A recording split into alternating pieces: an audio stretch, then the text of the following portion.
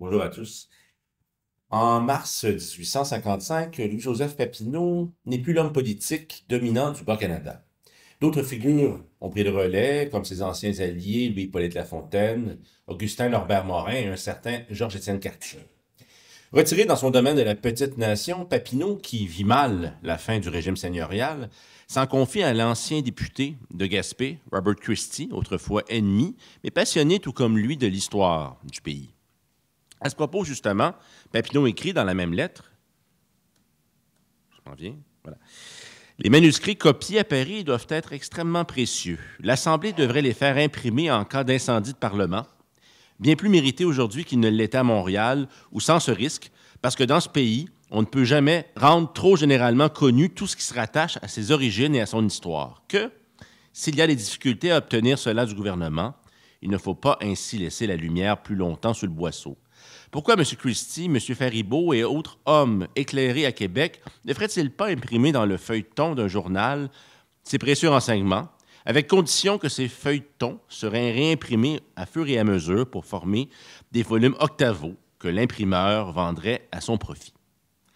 Fin de citation. Ces mots de Papineau suscitent quelques questions auxquelles je reviendrai, notamment sur le rôle de l'État et de celui de M. Faribault dans la constitution du matériau historique canadien. Mais ce qui surprend peut-être l'auditeur ou l'auditrice qui vient aujourd'hui entendre parler de l'incendie du Parlement de Montréal, c'est d'apprendre qu'il y a eu un second puis un troisième incendie parlementaire au Québec. Hein? En effet, dans la nuit du 1er février 1854, je pense que j'ai une... Non, oui, c'est ça. Donc, dans la nuit du 1er février 1854, à Québec, le très beau Parlement de la province du Canada, conçu selon les plans de Thomas Baillarger, est détruit par le feu. Contrairement à ce qui s'est produit en 1849, la cause de l'incendie est accidentelle. À l'extrême droite de l'image qu'on a ici, on voit des gens affairés à lancer des livres par les fenêtres. C'est le sauvetage par les messieurs et étudiants du séminaire qui se trouvaient juste à côté du Parlement, qui a permis de préserver 8 725 ouvrages des 17 000 que contenait la bibliothèque. 5 ans après la destruction de la bibliothèque du Parlement à Montréal, tout le travail accompli pour faire renaître la bibliothèque est à refaire. Georges Barthélemy Faribault, nommé par Papineau dans la lettre que j'ai citée il y a un instant, avait été le maître d'œuvre de cette tâche après l'incendie de 1849. Cette fois, il n'aura malheureusement pas la force de remettre le métier sur l'ouvrage. On a ça dans la Gazette de Québec le 26 mai. Non, pardon, je pense qu'il y a une erreur dans l'ordre. Oui, voilà, pardon. Oui, le 14 juin 1854, on a ici un extrait du journal de l'Assemblée législative. À l'orateur, Monsieur, je regrette beaucoup d'être dans la nécessité de vous informer que le mauvais état de ma santé ne me permettra pas de vaquer au devoir de ma charge au commencement de la prochaine session. Je vous prierai donc de vouloir bien présenter mes respectueux hommages et mes excuses à Monsieur l'orateur et aux honorables membres de l'Assemblée législative, comptant sur leur indulgence et dans l'espoir qu'un prompt rétablissement me permettra de reprendre mon service auprès de cette honorable chambre. J'ai l'honneur d'être monsieur, Georges Barthélemy Faribault. Et on donne une explication. Morin ici, qui est du fameux Morin Center à l'époque, là, qui existe toujours à Québec. Monsieur Faribault est retenu dans sa chambre affligé d'une sévère attaque de rhumatisme sciatique et réellement incapable de suivre les affaires ou sortir de chez lui d'ici à quelque temps. Donc, il avait son billet du médecin. Qui est cet homme, donc, qu'on a un peu oublié, qu'on a peut-être un peu passé à la trappe? Donc, aujourd'hui, j'aimerais vous rendre sensible un peu au parcours de ce Faribault que Gilles a évoqué il y a un instant. Donc, Georges Barthélemy Faribault est né à Québec en 1789, comme le rappelle l'abbé Casgrain dans la biographie qu'il a consacrée au personnage, parue peu de temps après le décès de Faribault. Il ne fait pas son cours classique, dont l'importance est encore bien relative à cette époque. Il deviendra, on le sait, signe de distinction sociale, surtout pendant la deuxième moitié du 19e siècle. Faribault suit quand même de manière irrégulière des cours à l'école protestante de John Fraser, rue des Jardins, à Québec, qui accueille aussi des catholiques. Faribault fait ensuite, pas une grande surprise ici, sa cléricature auprès de l'avocat Jean-Antoine Panel, qui est une figure d'importance, bien sûr, qui a été le premier président de la Chambre d'Assemblée. Donc, Faribault devient avocat en 1810. Jusque-là, effectivement, il n'y a guère de surprise dans ce parcours d'un membre de la bourgeoisie professionnelle qui prend, dans cette bourgeoisie, de plus en plus de place. Au début du 19e siècle, dont les effectifs, d'ailleurs, dépassent même ceux du clergé. Faribault fera carrière non pas dans le droit, mais dans ce qu'on appellerait aujourd'hui, c'est un anachronisme bien sûr, la fonction publique. Yvan Lamonde résumait parfaitement son ascension. Je cite Yvan. « Fonctionnaire depuis l'été de 1812 à la Chambre d'Assemblée du Bas-Canada et lieutenant du 6e bataillon d'infanterie légère. » Il aurait fallu parler de son implication dans la guerre entre les États-Unis et la Grande-Bretagne. Georges Faribault est nommé greffier des comités des papiers, archives parlementaires, en 1815. Déjà troisième plus ancien officier de la Chambre, Faribault est nommé traducteur français le 3 décembre 1828, puis assistant greffier de la Chambre le 16 novembre 1835, poste qu'il occupera jusqu'à sa démission le 9 mai 1855, donc peu de temps après l'incendie, le deuxième incendie du Parlement. Cette chronologie nous rappelle au passage que Faribault se trouve au cœur de la tempête parlementaire des années 1830, dont l'apogée, évidemment, est la résistance de 1937 et la rébellion de 1938. Où se situe le fonctionnaire face à ces événements? Chose certaine, Faribault ne semble pas avoir eu de velléité révolutionnaire, tant s'en faut. Selon Gilles Galichat, Faribault est plutôt conservateur et n'épouse pas les politiques réformistes des patriotes. Dans ses archives, qui sont aux archives à Québec, on trouve d'ailleurs une adresse imprimée contre Louis-Joseph Papineau, signée à la Velleterie le 5 janvier 1835 par un certain J.B. Farr, 3 petits points, ce qui ne veut pas dire, bien sûr, qu'il s'agit de Faribault, et c'est peut-être un proche parent, qu'en sait-on, mais il n'était peut-être pas non plus d'accord avec la chose, mais c'était quand même dans ses archives. Cela dit, de manière plus certaine, ou en tout cas peut-être plus probable, plusieurs considèrent qu'il est l'auteur anonyme d'une série de petites comédies publiées en 1834 dans la Gazette de Québec, dénonçant les rédacteurs et artisans des 92 résolutions. Les didascalies initiales de la première de ces comédies, parues le 26 avril 1834, sont révélatrices. Monsieur l'éditeur, puisque l'énigme est enfin résolue que je ne suis qu'un valet de comédie, je vais, fidèle à mon rôle, vous communiquer une petite pièce patriotique que j'ai eu occasion de voir jouer ces jours-ci. J'ose me flatter que ce bavardage ne laissera pas que d'amuser vos lecteurs. La scène se passe dans la bibliothèque de la Chambre d'Assemblée. Les acteurs sont messieurs. Bon, je pourrais passer rapidement, là, Panet, Bédard. On va aller un peu plus loin. Monsieur P. Parent, bibliothécaire, éditeur du Canadien, est assis au bout d'une longue table placée au milieu de l'appartement. Il est profondément occupé à méditer un ouvrage intitulé « Essai sur les résolutions ».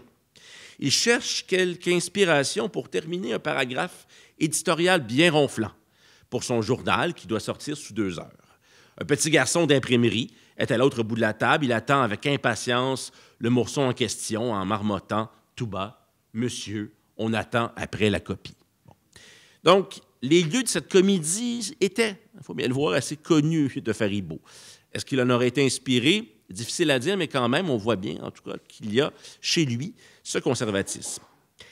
À l'aube de la résistance de 1937, au moment où les assemblées populaires commencent à se multiplier, Faribault est occupé par un projet considérable, par un autre projet, la parution d'un catalogue d'ouvrages sur l'histoire de l'Amérique.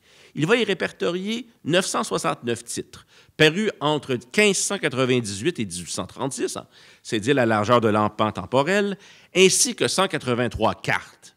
C'est là un travail colossal, évidemment, salué dans des journaux aussi idéologiquement différents que le Populaire et le Canadien. D'ailleurs, le 29 avril 1837, dans la Gazette de Québec de John Hilson, qui devait d'ailleurs faire paraître initialement l'ouvrage, on peut lire. Je vous cite. Le titre de chaque ouvrage et l'indication de diverses éditions par lesquelles il a passé sont généralement accompagnés de notes bibliographiques, critiques ou littéraires. Quelquefois originales, mais le plus souvent puisées avec discernement à des sources que M. Faribault est trop sage et trop modeste pour ne pas indiquer. Lorsqu'il hasarde ses propres opinions, c'est toujours avec autant de jugement et d'impartialité que de réserve. Bon. Un peu plus loin, cet ouvrage a dû coûter beaucoup de recherches à M. Faribault. C'est après un examen consciencieux que nous le recommandons à tous ceux qui s'occupent de l'histoire du Canada ou de celle de l'Amérique en général. Il doit avoir place dans toutes les bibliothèques. C'est bien ce public que Faribault vise dans l'introduction de sa catalogue, je le cite. Cette publication est la première de ce genre qui est parue dans ce pays.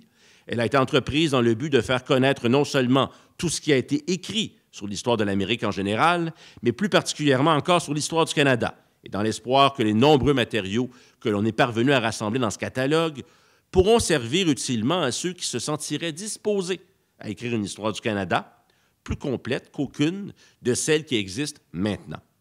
Fin de citation. Évidemment, ce sera la tâche, quelques années plus tard, de François-Xavier Garneau, qui, comme le rappelle Patrice Groulx, ici présent, a correspondu avec Faribault et a pu puiser dans son catalogue de nombreux titres pour les 3 premiers tomes de l'histoire du Canada. Faribault va lui aussi permettre de consulter certains documents peu accessibles, notamment le Journal des Jésuites. Bref, Faribault et son catalogue ont vite trouvé des interlocuteurs et des preneurs. Faisons un saut en 1849. Je ne rappellerai pas évidemment les circonstances de l'incendie du 25 avril, on va le répéter souvent ça, de cette année-là, qui a détruit le marché Sainte-Anne de Montréal, abritant le Parlement de la province du Canada. Gilles l'a bien montré. On va la destruction, c'est quoi? C'est 22 000 livres ou à peu près, peut-être un peu plus. On va sauver seulement 200 livres parmi ces 22 000. Mais parmi ces livres, un trésor, toujours bien écrit par Gilles, que je cite beaucoup aujourd'hui. Donc, je cite Gilles. En 1847, on rapatrie à Montréal les livres d'histoire rassemblés depuis un quart de siècle par Faribault et qui, jugés moins utiles pour le strict travail parlementaire, étaient demeurés à Québec dans les anciens locaux de la bibliothèque. C'est un incomparable trésor bibliographique. S'y trouvent les œuvres de Samuel de Champlain, de Marc Lescarbot, de Gabriel Sagard, de Louis-Armand de La Hontan, de Louis Hennepin, les éditions originales des Relations des Jésuites, la correspondance de Marie de l'Incarnation et l'histoire de la Nouvelle-France de Charlevoix. Tout ça va être détruit dans l'incendie de 1849. L'ancien maire de Montréal et bibliophile, Jacques Figé, écrit à son ami Faribault, le 23 mai suivant l'incendie, « Nous avons bien compris ici chez nos amis communs votre situation d'esprit. Après l'événement sauvage et déplorable du 25 avril, votre douleur a eu ses justes échos dans toutes nos familles et le bon, l'excellent M. Lindsay, qui est le greffier de la Chambre, m'a chargé de vous dire qu'il reste à Québec et ne s'occupe aucunement de son absence. Je verrai à cela, qu'il soit tranquille et se console s'il le peut. » On comprend que Faribault, à ce moment-là, est à Québec. Le Parlement, je vous rappelle, est à Montréal. Donc, on peut vraiment comprendre le désarroi de Faribault, surtout en regard de certains commentaires de la presse Story qui se moquent de la disparition de la collection. Pour répondre à ces insultes, d'ailleurs, un auteur anonyme va faire paraître une notice sur la destruction. Je pense que je l'ai ici. Ah, ça a brûlé, ça brûle, ça brûle. Voilà. Une notice, donc, sur la destruction des archives et bibliothèques des 2 chambres législatives du Canada. C'est imprimé à l'imprimerie du Canadien, donc à Québec. Ça donne un indice, encore une fois. Et l'auteur ne mange pas ses mots. Il est assez évident, d'après certains articles qui ont paru dans quelques-uns des journaux de la Cité de Montréal, que le public n'est pas exactement instruit de toute l'étendue de la perte que le pays vient de faire par la destruction de ces 2 riches et belles bibliothèques. Ce qu'il y a de révoltant, c'est que l'une de ces feuilles, en particulier, a eu l'effronterie d'avancer que ce désastre pouvait facilement se réparer et qu'au moyen de quelques louis, on aurait bientôt remplacé une collection qui avait coûté tant d'années à rassembler, ainsi que des sommes considérables à la province. Ce sont les apologistes du crime et du brigandage qui rédigent de semblables articles. Il faut bien qu'ils aient recours à de pareils moyens afin de jeter un voile, s'il est possible, sur un acte de vandalisme qui déshonorera à jamais les auteurs et les fauteurs d'un acte aussi atroce. Mais, à l'aide de renseignements puisés aux meilleures sources, on est maintenant en état de présenter au public l'exposé suivant qui a été rédigé avec tout le soin possible. On a toutes les raisons de croire que l'auteur, vous l'aurez compris, est Faribault lui-même. C'est ce qu'affirme encore Gilles Galichon, on fait le tour du chapeau. Et j'ajouterai, c'est ce que la correspondance aussi entre Faribault et Jacques Figé, j'ai consulté, laisse croire. S'il est bien l'auteur de cette notice, Faribault se présente lui-même comme, je cite, greffier adjoint de la Chambre, après plus de 18 années de travail de recherche et une correspondance incessante par l'intermédiaire de plusieurs libraires, a réussi à rassembler une collection de 1600 volumes. Donc, tout à reconstruire. Le 18 août 1851, le comité conjoint des 2 chambres pour la régie et l'administration de la bibliothèque recommande l'envoi en Europe de Georges Barthélemy Faribault pour acheter les ouvrages dont la bibliothèque aura besoin. Aussi, on dit, dans le but de continuer l'encouragement que la législature provinciale a ordinairement accordé aux entreprises littéraires en Canada, On propose d'accepter diverses requêtes qui lui sont présentées par des personnes engagées dans diverses entreprises littéraires, notamment le répertoire national de John Huston et le catéchisme politique d'Antoine Gérin-Lajoie. Le gouvernement pallie ainsi des manques énormes en littérature et en histoire, finançant également la reproduction et la publication de nombreux documents historiques. Comme le rappelle Yvan Lamont, le travail de retranscription dans les archives européennes ne date pas de l'après-Union. Par exemple, l'abbé John Holmes se fera copiste dans les archives françaises entre 1836 et 1838. Chose certaine, cette histoire d'une intervention étatique, en guillemets, que j'ai esquissée dans un ouvrage intitulé de manière espiègle entre deux feux, et que mon collègue Christian Blais a aussi creusé, mériterait une présentation en soi. Mais restons-en évidemment à Faribault, qui est en mission européenne pour chercher des livres, d'octobre 51 à juillet 52. Donc, il veut regarnir la bibliothèque du Parlement. Son voyage est fait de rencontres, de diplomatie, comme on le voit ici, avec une demande d'audience au prince Louis-Napoléon Bonaparte. 3 semaines après le coup d'État, il devait être un peu occupé, j'imagine qu'il ne l'a pas reçu. Le retour au pays va malheureusement être brutal pour Faribault, comme on peut le lire dans un rapport du bibliothécaire de l'Assemblée législative, hein, où on apprend finalement que la femme de Faribault est décédée pendant le voyage, hein, Mme Faribault, de son nom de jeune fille, comme on disait à l'époque, Marie-Julie Planté, a été ébranlée, disons, on le disait comme ça à l'époque, là, par les graves incidents du coup d'État. On est encore en 1851. Elle est tombée dangereusement malade et elle a été, pour reprendre le vocabulaire de l'époque, c'est l'abbé Casgrain qui dit ça, enlevée à la tendresse de son époux dans le cours du mois 1852. Bon, anéanti par ce choc funeste, il va avoir un peu de difficulté à finir sa mission, mais bon, il va quand même revenir au pays. Mince consolation. On parlait du deuxième incendie, hein, ça finit toujours très mal, mais en 1854, l'incendie à Québec ne détruira pas tout le travail de Faribault. Ont subsisté, dit-on à l'époque, des manuscrits précieux touchant l'histoire des premiers temps que Faribault avait justement récupérés en Europe. Ce dernier va donc continuer, parce qu'on voit qu'il prend sa retraite et il n'ira pas après l'incendie de 1954. Il va continuer son travail d'éveilleur historique, va mourir en 1966. On sort de Faribault un instant. Le malheur, évidemment, ne s'arrête pas là. En 1883, le Parlement de la Côte-de-la-Montagne et sa bibliothèque brûlent de nouveau. Alors là, ce sont 30 000 livres qui sont perdus, 4 500 seulement sont sauvés. Cette fois, pour reconstruire la bibliothèque, le gouvernement fait appel au journaliste et proche du premier ministre Chapelot, Arthur Dansereau, que j'ai ici. Déjà éclaboussé dans le scandale des tanneries, ce qui est toujours de bon augure, il reçoit un crédit de 15 000 $ pour aller acheter des livres en Europe, comme l'avait fait Faribault à l'époque. Et disons que les bons mots qu'on avait pour Faribault à l'époque ne sont pas tout à fait répétés, hein. Honoré Mercier va dire ceci, alors qu'il est dans l'opposition. C'est une véritable infamie de retrancher 20 % des octrois destinés aux institutions de charité, pendant que dans le même temps, on donne des 15 000 piastres à M. Dansereau pour le faire promener aux dépens du Trésor public. C'est une perte sèche pour la province d'au moins 13 ou 14 000 piastres, car il n'y a pas, enfin, que pour 2 000 $ de volume qui valent quelque chose, quand même. Donc, voilà, on comprend évidemment qu'il y a toujours un moyen de faire une piastre, même avec la littérature, ce qui peut étonner. Je vais conclure, donc, très rapidement, par une petite réflexion qui m'est venue en lisant justement la biographie de Faribault par l'abbé Casgrain. Alors, je le cite. « Il est étonnant que M. Faribault, avec l'érudition qu'il avait acquise et surtout la connaissance approfondie qu'il possédait de l'histoire du Canada, n'ait pas laissé d'autres écrits que son catalogue raisonné d'ouvrages sur l'histoire de l'Amérique. Écrivant avec assez de facilité, il eût pu prendre un rang distingué parmi les historiens du Canada, mais humble et désintéressé, autant qu'érudit, il se réservait tout ce qu'il y avait de pénible et d'ingrat dans sa tâche patriotique et laissait à d'autres la gloire de profiter de ses recherches, de s'enrichir avec les trésors qu'il avait lentement accumulés. Cet étonnement, fût-il un peu fin, annonce une remarque que feront quand même 130 ans plus tard les rédacteurs du collectif La Vie littéraire au Québec, qui vont dire ceci, hein?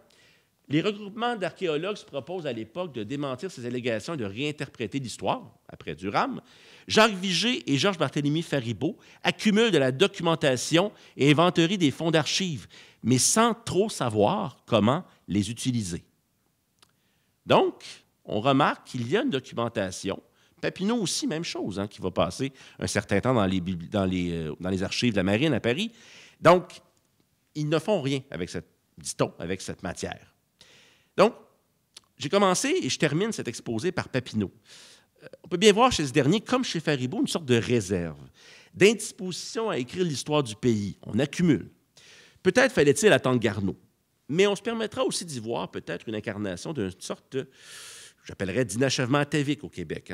Cette espèce de permanence tranquille, l'expression que j'empruntais il n'y a pas si longtemps à Pierre Vadeboncoeur, est une curieuse impression qui consiste à se croire à la fois menacé, tout en étant certain d'être ici à demeure pour toujours, malgré les calamités.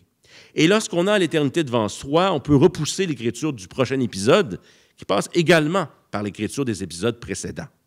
Comme je l'écrivais, entre-temps, il s'agira surtout d'accepter de vivre dans une cité terrestre inachevée, dont la responsabilité nous échappe, du moins partiellement. Je vous remercie.